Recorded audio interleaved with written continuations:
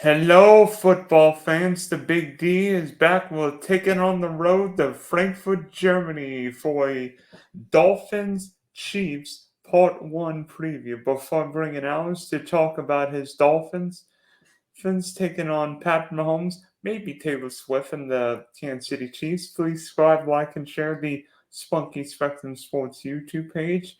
It is November. The weather's getting a little cooler outside. But football is just getting better and better. Also, check out the Big D podcast for audio listeners, Spotify and Apple. So, the Dirk Nowitzki of Miami Dolphin fans. That would be Alex. I like the German connection there, Dylan. It confused me for a second there, but I like what you're putting together. Can't wait. It's going to be a nice early football Sunday. Very excited for it. Gives me a little bit of the rest of the day as well open too. But, Dolphins-Chiefs. If you would have told me 4 or 5 years ago that the Dolphins and Chiefs would be meeting at 6-2 apiece, maybe the two best teams in the AFC, I would have called you a liar. So very excited to step into this game today or this weekend. Yeah, how about a game in Frankfurt, Germany with Tua, Tyreek Hill, Jalen Waddle, Pat Mahomes, Travis Kelce? Yeah, I mean, it doesn't get much better than that. I mean, honestly, if this wasn't a Frankfurt Germany game, I know Tyreek was very disappointed to see that this game wouldn't be played at Arrowhead. But it's nice to get the national spotlight and international spotlight, I guess, if you will, and not only give the great people of Germany a treat. My heritage definitely got some German blood in me, but obviously NFL fans in America are going to be tuning in at 9:38 Eastern time as well, I am sure. Do you remember last year's Germany game? I'm sure it was Jacksonville because it seems like anytime they play football in Europe, Jacksonville's a part of it. Seahawks Bucks.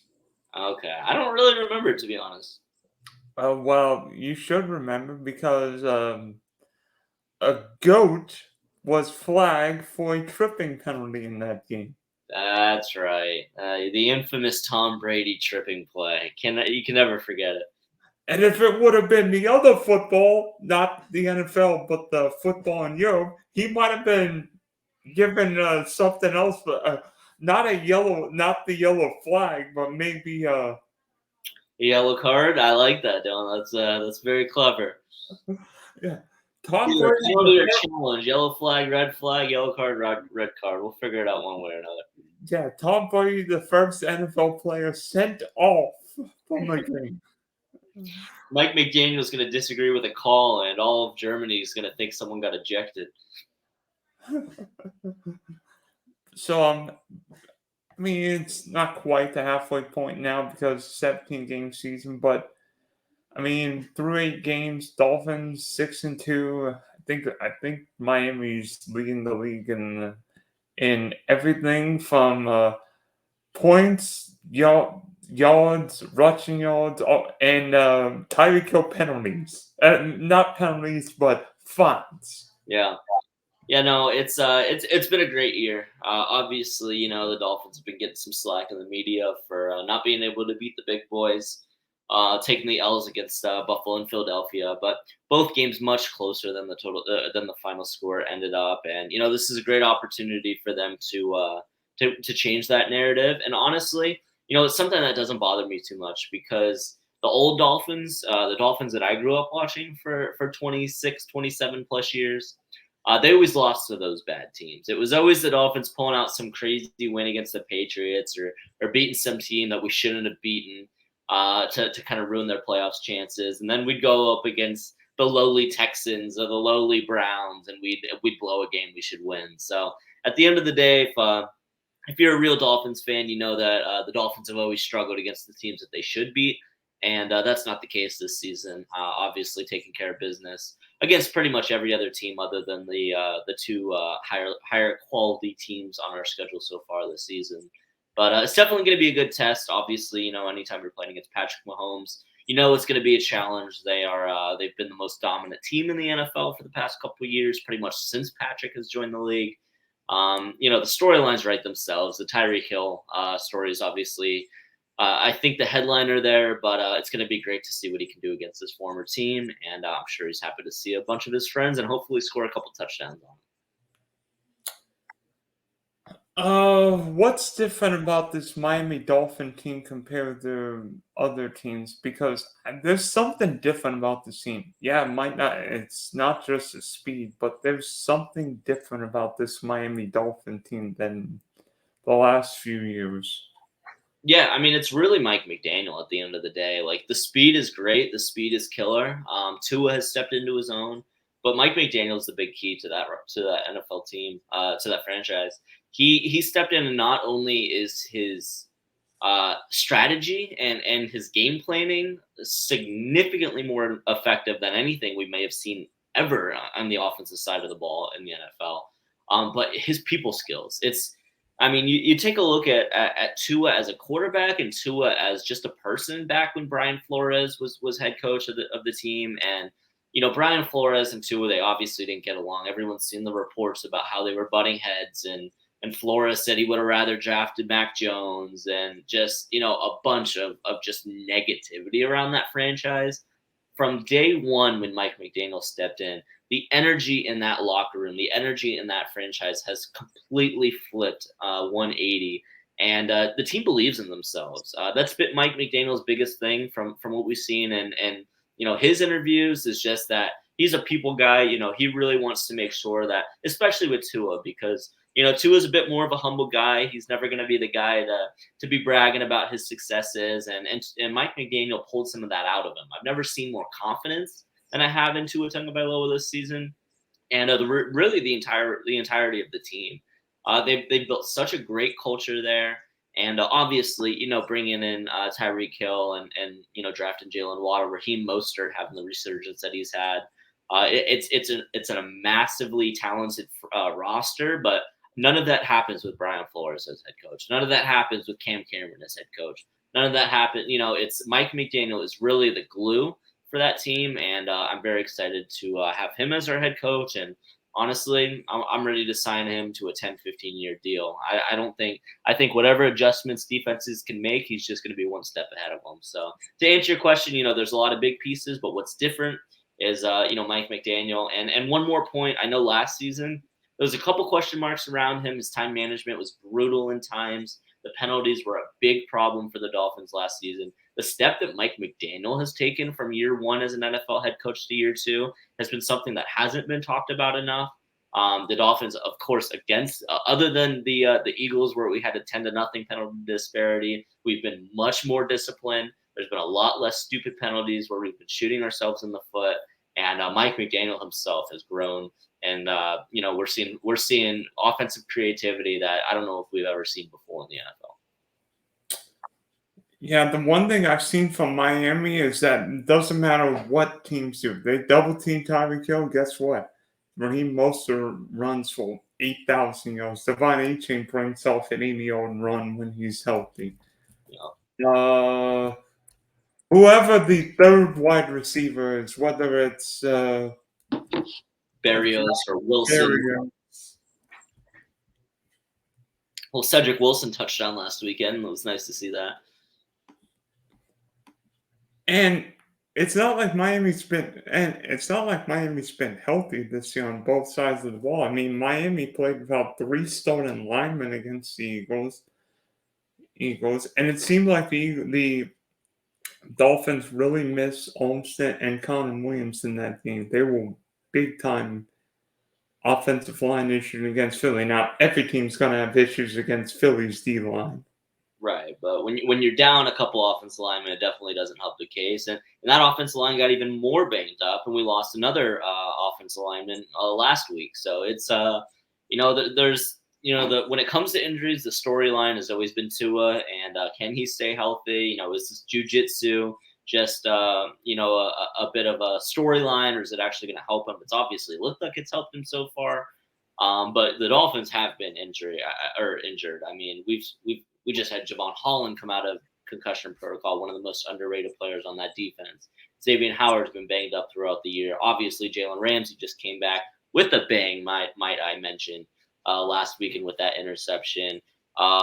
Devon A-Chain, the rookie running back who just completely took the lead. But I mean, you could go on and on. There's been plenty of injuries. So, obviously the focus is Tua and making sure he stays healthy, which has happened so far. But, we're going to be getting some players back, and it's going to be exciting to really get some of those reinforcements. Do we know who's playing this week? We know Ramsey played last week. Holland should be out of concussion jail. Xavier Howard looks like he should be ready to rumble.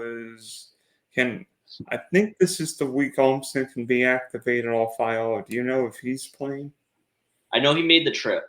So all signs are pointing towards a positive sign there. I haven't seen an update as far as practice availability from today. Which I can look up shortly. I would assume Miami's done practicing. It is, after all, after midnight, way past bedtime over there. Right, but I haven't seen the active versus inactive practice report from today, but I know that Teron Armstead definitely made the trip, so there's at least a chance.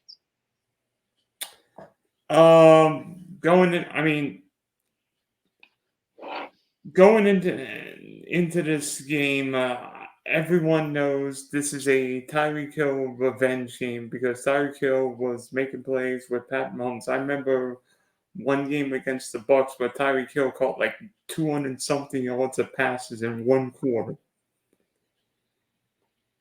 Well, he's not on the Chiefs anymore.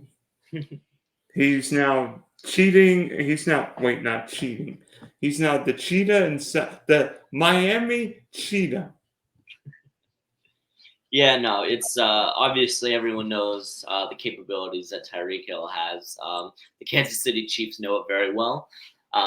So it'll be interesting to see what their defensive coordinator puts together to try and defend Tyreek. There's really no defending him. It's just trying to slow him down, which How would you defend Tyreek Hill? That's the thing is you really can't. I mean, you can defend him by trying to double team him, or I know that what the Patriots have actually found some decent success doing against him is I think bringing in an extra safety. I think was the strategy that they were using, and just covering the deep ball a little bit extra, and just making sure that, because you can't play man against him. You play man against him and you're just absolutely toasted. So just ask the Chargers about him. Right, exactly. So, I guess the only thing you can really do is just bring in an extra safety so that you can have extra help over the top. But then he's just going to beat you, on those in routes over the middle and just run past you. So you really can't stop him. It's just a matter of limiting him and really just taking away the space. And if you do, it's just going to leave opportunity for the run game. Raheem Mostert has had, as I mentioned earlier, obviously career resurgence, the best year of his career. He's leading the NFL in touchdowns. Obviously Jalen Waddle. So you can't really stop him. You have to kind of pick your poison and give something up. And obviously if you're a defense, you're hoping it's not the home run ball, but even if you try and avoid it, it's still going to happen. Here's how I would defend Tyreek Hill. You.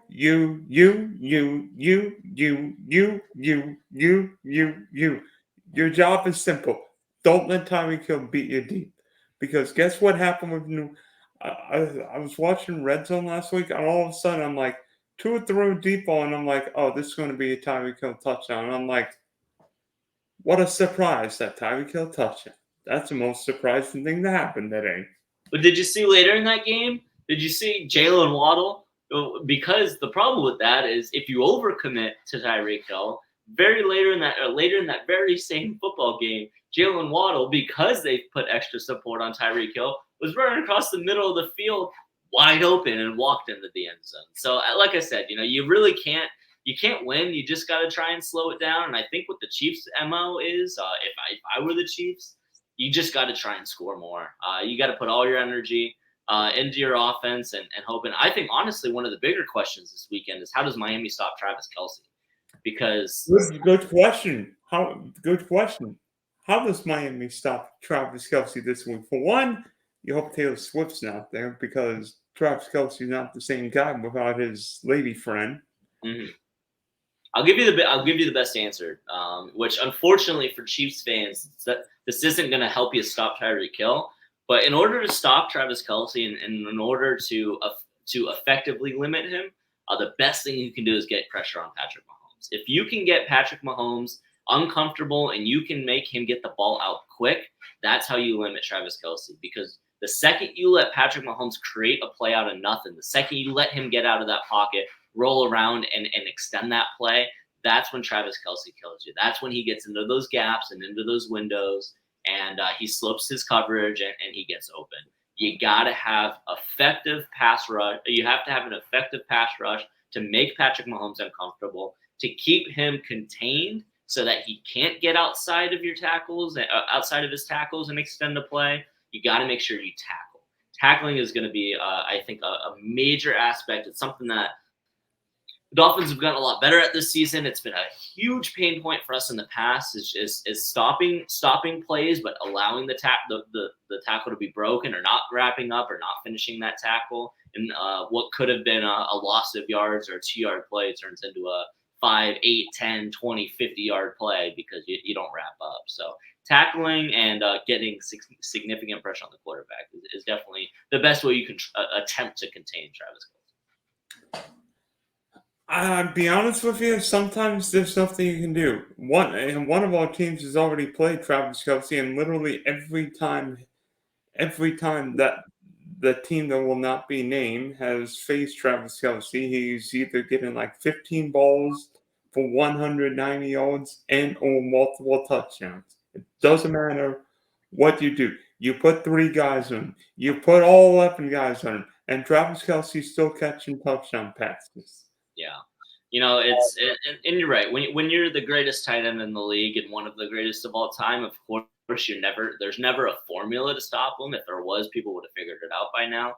The main difference with that is I'm not worried about really any other weapon that Kansas City has other than Tyreek Hill. On the flip side of the ball, when you have to think about matching up against Tyreek Hill, you have to keep in mind the Jalen Waddles of the league, of the team, the Raheem Mostert. So I just think Miami has more dangerous weapons that make it even harder to contain Tyreek Hill. Whereas really, I think Miami's main focus is just making sure you don't get killed by Travis Kelce.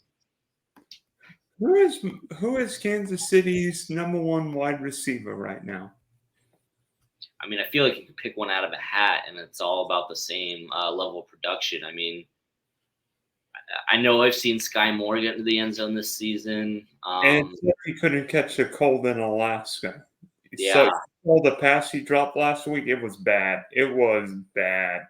Yeah. I mean, that kid Rice, I think he's probably been the best of the bunch, but it looks like that's who you were thinking of. Yeah, Rashee Rice, the young second rounder from SMU. Yeah. Again, he's got some talent. He's a nice, young, talented receiver, but he's not Jalen Waddle. It's not someone that I'm comfortable putting a more veteran Xavier Howard on someone like that. And honestly, if I'm the Miami Dolphins defense, if I'm Vic Fangio, I'm putting Jalen Ramsey on Travis Kelce the whole game.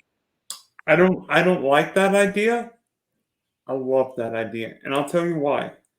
In 2018, the Jags put Jalen Ramsey on Rob Gronkowski, and Jalen Ramsey actually played Gronk really well that game. Now, Gronk and Kelce are different players. Gronk's more of a power player. Mm-hmm. Kelce can just Yeah. But Ramsey's big enough to handle Kelce. Maybe you put Ramsey and then put a safety over the top and just say, "You are not beating me." Yeah, it's a good point. I mean, Javon Holland, he's a bit more of a ball hawk. I think he's kind of going to play the field general role where you're not just going to stick a player like Javon Holland in one spot and tell him to hope nothing gets past you, but he's more of a playmaker than that, but it's still at the very least an option that you can have in the back of your mind where you just glue Jalen Ramsey there and you have everyone else has to cover their responsibilities and do their job. But if all the pieces get together, I think there's a game plan in place to beat the Chiefs. I'm not worried. As I've mentioned it in the couple weeks previously, I'm expecting to win this game on Sunday. The Chiefs are 6-2. The Dolphins are 6-2. I think the Dolphins have looked better than the Chiefs have this season. And and the biggest point, and this is something that I had brought up to you at the before we started recording, but I didn't tell you what it was. The biggest turning point, in my opinion, in this football game, the Miami Dolphins got to Frankfurt on Monday. Their beat reporters have been tweeting that the beat reporters are still not over the jet lag. The Kansas City Chiefs aren't getting to Germany until Thursday. They're coming in a Thursday night having it's either Thursday or Friday they're coming in. I think it might actually be Friday. They're coming in, they're going straight to practice from the airport, getting some sleep and trying and having as little time in Germany before the game as possible.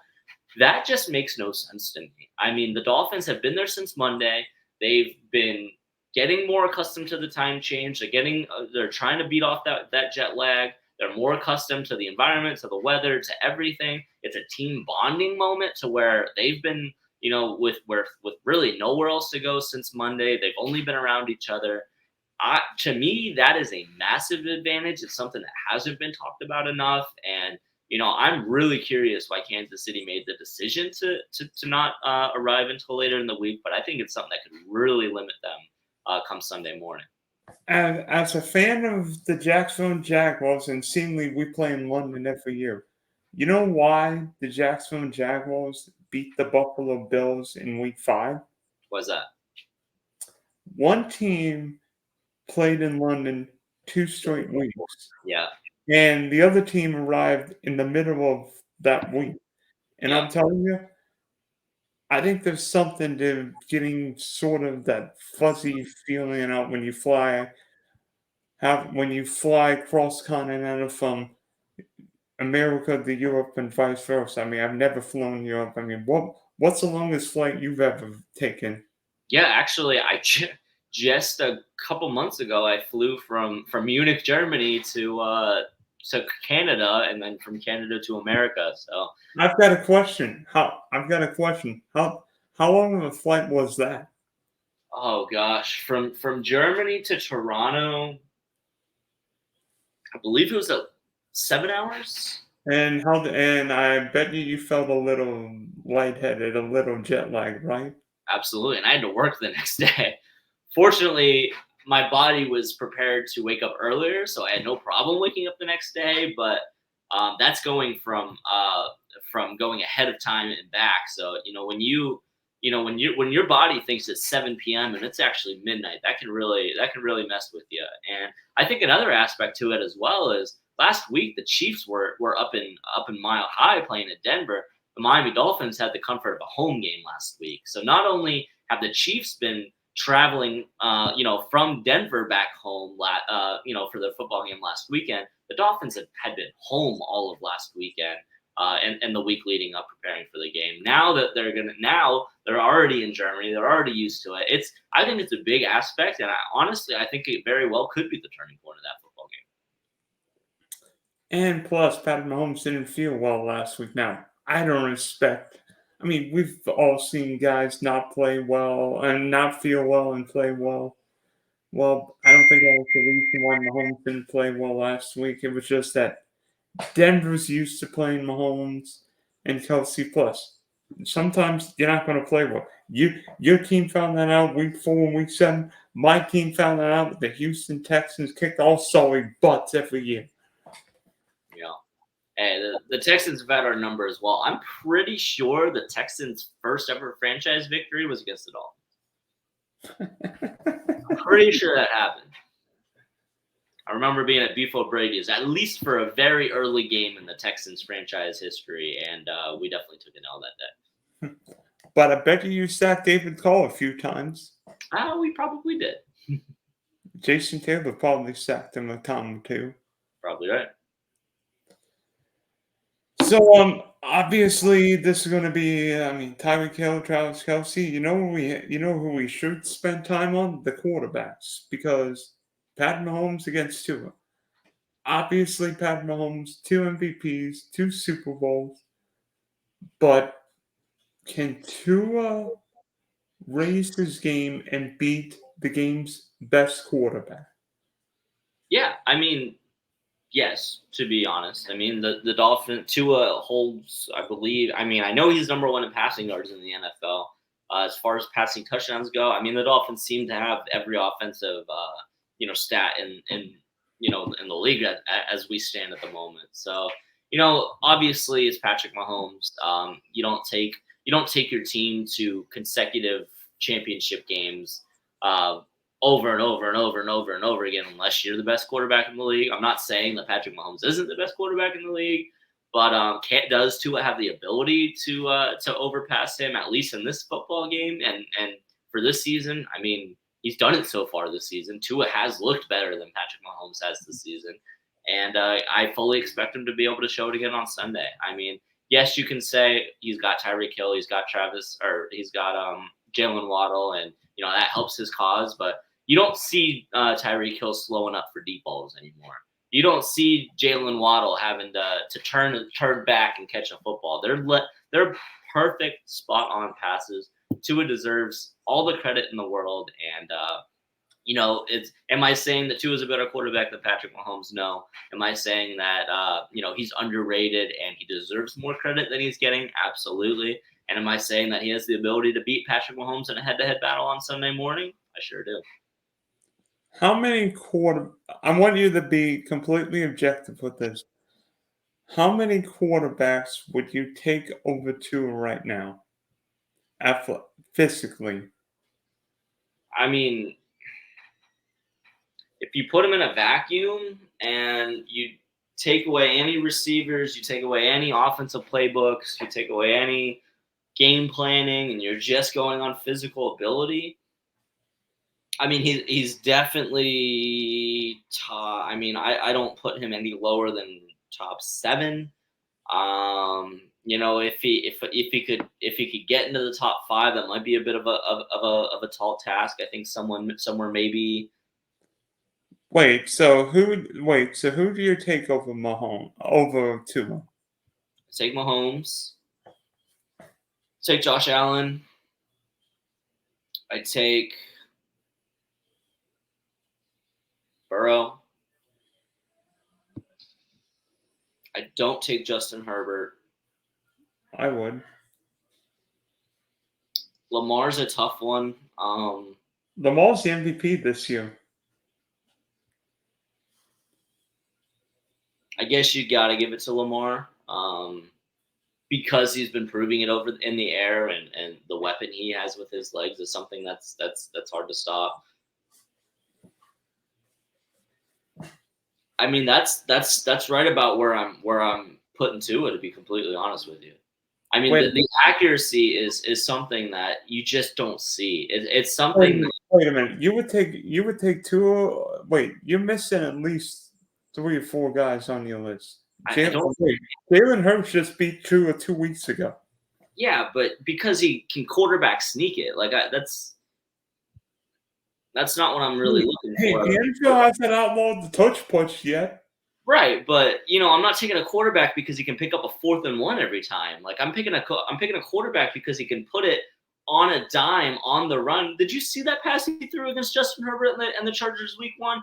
On the run, on an absolute dime. You know what they say. I mean, some quarterbacks. The Chargers couldn't stop a nosebleed in that game. You and I. It doesn't matter because the passing was so perfect. You've heard. I'm sure you've heard the quote. Some quarterbacks can hit a house. Some quarterbacks can hit a door. Some quarterbacks can hit a doorknob. Tua Tagovailoa can hit the keyhole. I mean, it's the awareness, the timing, the accuracy. That's everything you're looking for in a quarterback. I don't care if you can't run the ball. If you're getting the ball out in 2 seconds, putting it to where only a receiver can catch it, and everyone's talking about the yak. He's got the best deep ball accuracy statistics in the NFL. accuracy is the name. If you're not accurate as a quarterback, what are you? You're nothing. It's the most important stat for quarterbacks, other than I guess durability, which we've seen that obviously we've had concerns about that in the past. But if we're just ranking it on where he stands today, there's no injury concerns when it comes to Tua. I think people are undervaluing accuracy as a measurement to a quarterback's talent, and I think Tua Tagovailoa is the best quarterback in the NFL when it comes to accuracy, and I think putting him outside of the top 10 is complete and utter disrespect. Putting him outside the top 7 is a question mark as well, and that's unbiased. And come back here. My Roomba's going on. And there's another guy you didn't put on your list. He's just up the road from you. Oh, Trevor Lawrence. Yeah, I mean. Wait, what happened when Tua played Josh Allen and the Bills? I know. We lost to the Bills and the Eagles. Trust me. And what happened? And then the very next week, what happened when Trevor Lawrence and Josh Allen met at Tottenham? The Jaguars won. It's a team football game, is it not? It's a team football game, is it not? Wait. You just admit that Josh Allen's better than Tua, but yet Trevor beat Josh Allen. Yeah, but that's come on, Dylan. You're better than that. It's like playing the college football game that Fairleigh Dickinson football is better than Alabama because they beat this team who beat this team who beat this team. I mean, you can find there's a website for that, and you can make any team better than any team based on who they beat. I'm looking at if you played EA Sports 2014 all over again. I mean, you're not wrong there. I'm looking at intangibles. I'm looking at accuracy. I'm looking at throw power, which Tua obviously doesn't lack. He's the most accurate deep ball quarterback in the NFL this season. I mean, the hate on Tua, I don't really know where it comes from. He's one of the most likable guys personality-wise in the NFL. He's one of the most humble quarterbacks in the NFL. So it's not like he's just a jerk who's talking me every time he goes up to the podium. Like his personality is top tier. His play is admirable. His story is admirable. I don't understand where the Tua hate comes from, but all I know is what I'm seeing, and I see an offense with that is number one in almost every statistical category, and that doesn't happen with a subpar quarterback. I don't care who your receivers are. I don't care what your system is. You are not number one statistically in every offensive category without a top-tier elite quarterback. All right. How good's your memory? It's pretty terrible if it has anything to do with Tua hate. No. Actually, it's not Tua hate. Are we moving on? All right, good. Do you remember the last time the Chiefs and Dolphins got together? I do. I definitely believe it was a couple years back. It might have been Tua's rookie year, I believe, 2020. 2020, December of 2020, at Hard Rock Stadium. Maybe the Chiefs' second home, right? Yeah. Honestly, with all the Super Bowls. Kansas City won 33-27, but Tua threw the ball for 316 yards, 2 touchdowns. And by the way, do you know who Miami's leading receiver was that afternoon? It was LeBron James, and before you question that, Lynn Bowden Jr. or LBJ wore the number 6 jersey for the Miami Dolphins. Actually, I think at that time that was before he changed his jersey number, but he did eventually change his number to 6. And having LBJ 6 in Miami was a bit of a flashback. It was Lynn Bowden Jr. who was the leading receiver in that football game. Yeah, and I remember that game. Pat Mahomes threw 3 picks, which hardly ever happens. Oh wait, how many did Mahomes throw last week?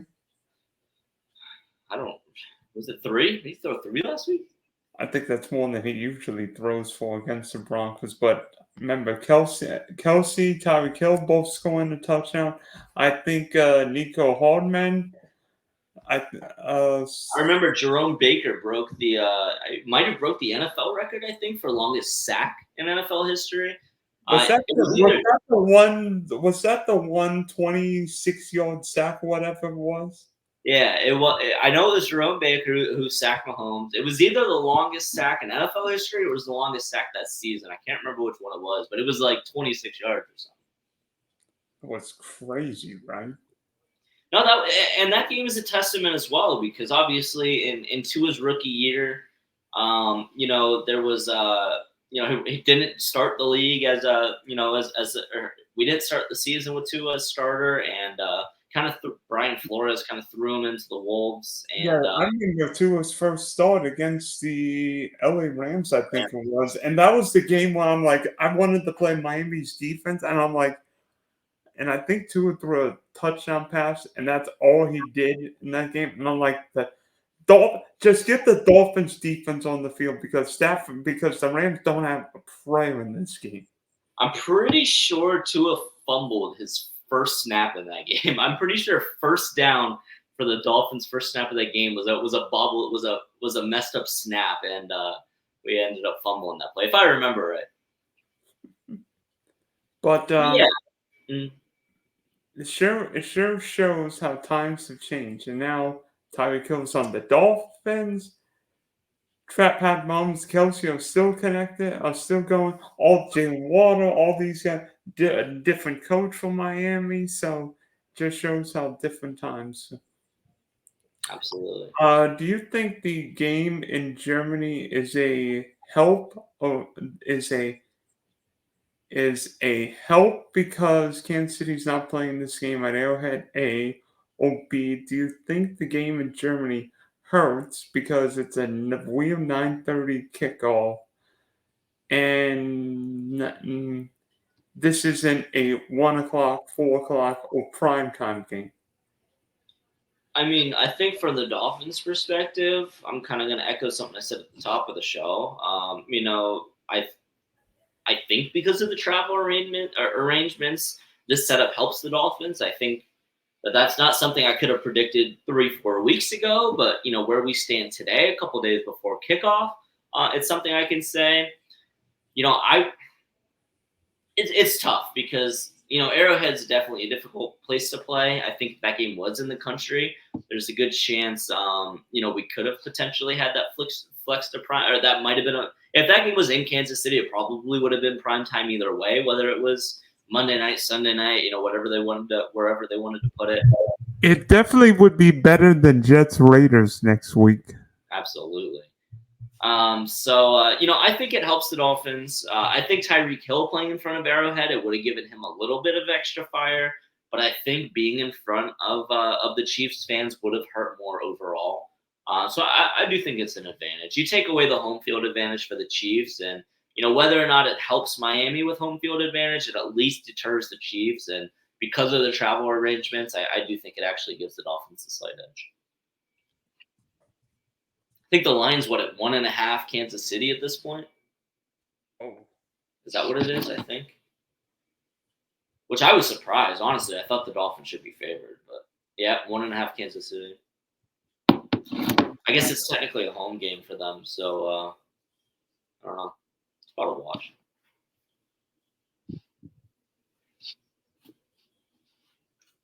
But I know we've pretty much been previewing this game. Unfortunately, you've got a week off, Dylan, where Travis Etienne. Wait, there's one more question left. Oh, what's the last question? Oh, I didn't even see it. How long ago did you message me that? Okay. I want to know, Dylan, to get a little bit more of your opinion here. I want to know the keys to the game. What do you see making the difference between the Chiefs and the Dolphins this Sunday morning in Germany?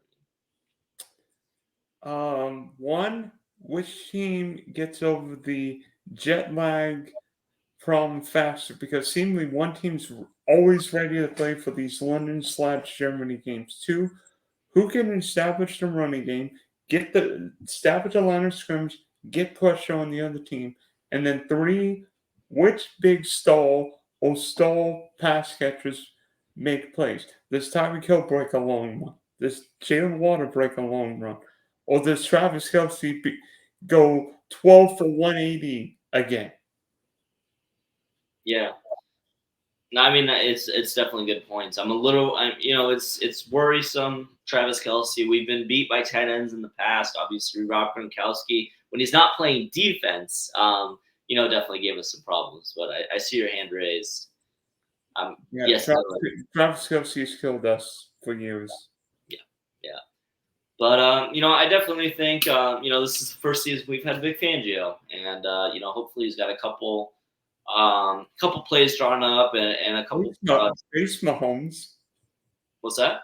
Face Mahomes in the AFC West. Yeah, exactly. I know he was also a consultant for Philly.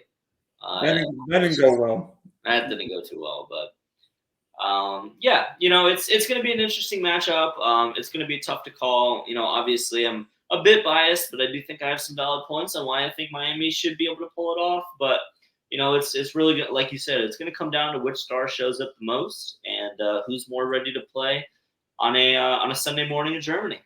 If Miami wins this game, it's simple. It's going to be weapons, and Weapons. And you know what the Chiefs don't necessarily have outside Travis Kelce? Weapons. So, Alex, I hope you get your beauty sleep because 9:30 kickoff on Sunday. Remember, set your clocks back so we'll all get an extra hour of sleep this weekend. Perfect. And maybe the celebrating will begin a bit earlier than usual, or maybe the hurting will begin a bit earlier than usual. Yeah, let's definitely hope for the celebrating. I'm excited for it. Should be a great game. It's one of the most exciting games on our schedule. I've been looking forward to this season. So definitely can't wait for it, and hopefully go into the bye with a W. But you know what it is? It's up, baby.